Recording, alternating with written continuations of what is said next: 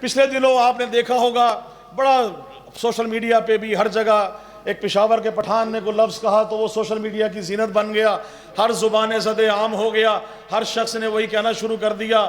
میرا کیونکہ بشائر ہونے سے ناطے سے میرا بھی دل چاہا کہ اس کو بھی میں آپ کی جو ہے پروئیں اپنے آل محمد کے فضائل میں، اور مصائب جو ہیں وہ ظاہر ہے مجلس کا حصہ ہے لیکن فضائل آل محمد کا جشن ہے۔ تقی بھائی سے لے کر جتنے میرے مومن موجود ہیں، آپ سب کی توجہ سے میں نے اس کو استعمال کیا ہے۔ قافیے میں شعر دیکھیے گا۔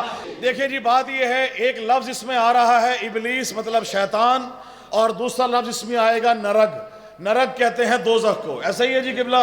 دوزخ کو نرگ دیکھیے گا، نرگ کا مطلب کیا ہے؟ دوزخ ہے۔ ذہن میں رکھیے گا، توجہ، بڑا خاص شعر ہے کہ ابلیس کی طرح سے جو منکر اکڑ گیا۔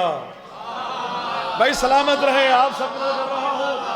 ابلیس کیا تھا؟ اللہ نے کہا سجدہ کر، اس نے کہا میں سجدہ نہیں کرتا۔ جو پتہ چلا اللہ کے احکامات کو نہ مانے وہ ابلیس ہے۔ ابلیس نے کہا میں صراط مستقیم پہ بیٹھوں گا، ہر ایک آنے والے کو بھڑکاؤں گا، اس کو بہکاؤں گا، دوزخ کی زینت بناؤں گا۔ اللہ نے کہا جو میرے ہوں گے، جو علی والے ہوں گے، وہ صراط مستقیم پہ چلیں گے، آل محمد کے ولا پہ چلیں گے۔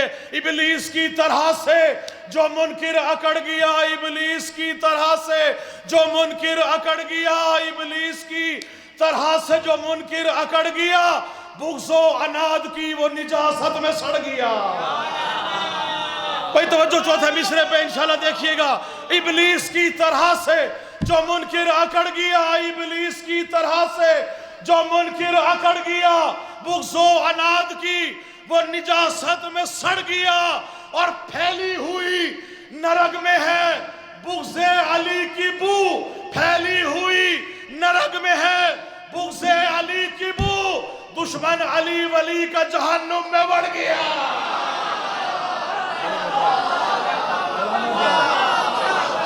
بہت شکریہ، بڑی مہربانی، سلامت رہیں، بہت محبت، جیئے جیئے ہاتھ بلند کر کے، بڑی مہربانی، سلامت رہیں، سلامت رہیں، بہت شکریہ، بڑی محبت۔